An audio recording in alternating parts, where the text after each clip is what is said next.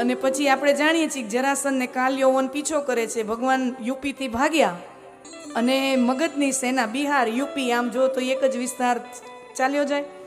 તો જરાસંધ પીછો કરે, ભગવાન ભાગતા જાય. યુપીથી ભાગવાનું ચાલુ કર્યું હશે, વચ્ચે રાજસ્થાન આવ્યું હશે, પછી આ મેહોણાએ આવ્યું જ હશે.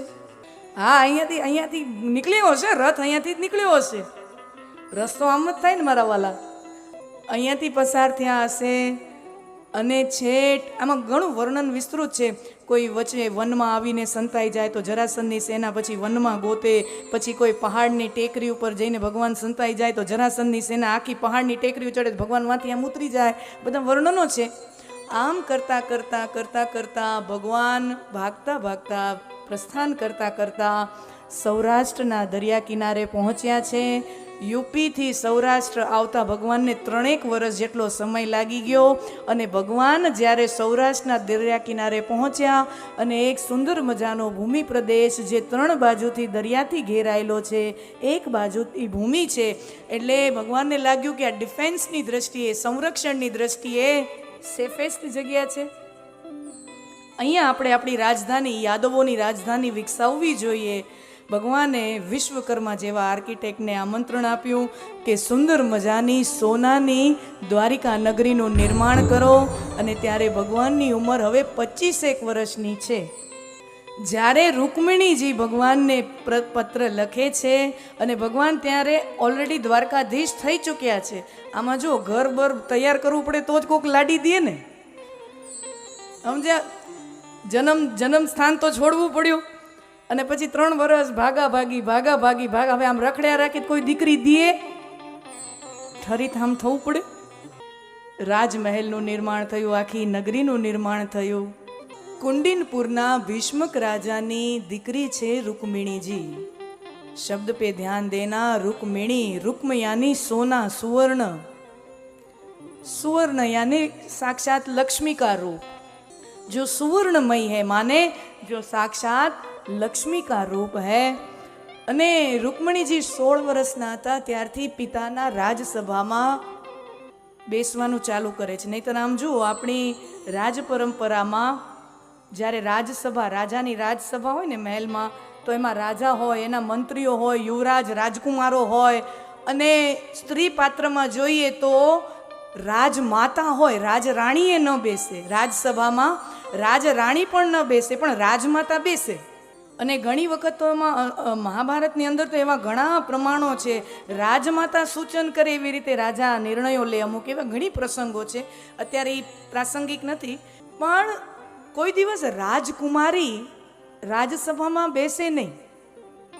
જ્યાં રાજકારણની ચર્ચા થતી હોય, રાજનીતિની ચર્ચા થતી હોય, તો રાજકુમારી રાજસભામાં બેસે નહીં. પણ રૂકમિણીજી 16 વર્ષના થયા ત્યારથી પિતાની રાજસભામાં બેસવાનું ચાલુ કરે છે. રાજસભામાં સંમિલિત થાય છે. હવે રાજાની રાજસભા હોય એમાં તો અલગ અલગ દેશ રાજ્યોના મંત્રીઓ આવતા હોય, ડેલિગેટ્સ આવતા હોય, અલગ અલગ રાજ્યોના મુખિયાઓ આવતા હોય, પ્રતિનિધિઓ આવતા હોય. રાજકારણની ચર્ચા થતી હોય તો રાજસભામાં રાજકારણની ચર્ચા થતી હોય. કયા દેશમાં શું વિકાસ ચાલે છે, કયા પ્રદેશમાં શું ચાલી રહ્યું છે, ક્યાં શું ચાલી રહ્યું છે, આખી જીઓપોલિટિક્સની વાતો ચાલતી હોય ને, એમાં અચૂક શ્રી કૃષ્ણનું વર્ણન આવે. આર્યવર્તના રાજકારણ પર ઈ સમયમાં શ્રી કૃષ્ણનું ધીમે ધીમે વર્ચસ્વ વધી રહ્યું હતું. માત્ર 25 જ વર્ષના થયા છે ભગવાન, પણ ધીમે ધીમે આર્યવર્તના રાજકારણ પર ભગવાનનું પ્રભુત્વ જામી રહ્યું છે. હસ્તિનાપુરમાં ભગવાનના સલાહ સૂચનો જતા હોય. હવે આ મગધનો જે છે, બરાબર, હસ્તિનાપુર યાને આજ કે સમય કી દિલ્હી ગિન લો, મગધ યાને આજ કે સમય કા બિહાર ગિન લો. તો મગધની સાથે તો મથુરાના આપણે જાણીએ છીએ આ વેર સંબંધ કેટલાય 1 દશકો, 1.5-2 દશકોથી ચાલે છે. અત્યાર સુધી ભગવાન ગોકુળમાં હતા ને તો ખાલી ગોપીઓ સાથે રાસ રમ્યા, મુરલી વગાડી, મહારાસ કર્યો, માખણ ચોરી કરી, રાજકારણની અંદર પદાર્પણ નહોતું કર્યું. પણ જેવા મથુરા ગયા ત્યારથી ભગવાન આખા આર્યવર્તની, નોટ ઓનલી મથુરા, આખા આર્યવર્તના રાજકારણમાં સક્રિય થયા છે. અને જે પણ કોઈ આવે શ્રી કૃષ્ણની નીતિઓની ચર્ચા કરે, રાજનીતિની ચર્ચા કરે, તો આવી રાજસભામાં ચર્ચા થતી હોય ને તો ભગવાનના ગુણો સાંભળી શ્રી કૃષ્ણના ગુણો સાંભળીને કુંડિનપુરના રાજકુમારી એવા રૂકમણીજીના મનમાં શ્રી કૃષ્ણ પ્રત્યે અનુરાગ થયો, પ્રેમ થયો, ગુણો સાંભળીને. જોયા નથી, મળ્યા નથી, માત્ર ગુણો વર્ણન સાંભળ્યું છે કે દ્વારિકાધીશ જો હે શ્રી કૃષ્ણ वो इतने प्रभावी हैं, इतने सामर्थ्यवान हैं, आवा गुणोનું વર્ણન થાય તો ગુણો સાંભળીને રૂકમણીજીને પ્રેમ થયો અને મનોમન નક્કી કરે કે પરણું તો દ્વારકાધીશ શ્રી કૃષ્ણને પરણું, બીજા અન્ય કોઈ પુરુષને ન પરણું. પણ રૂકમણીજીનો જે ભાઈ છે રૂકમી,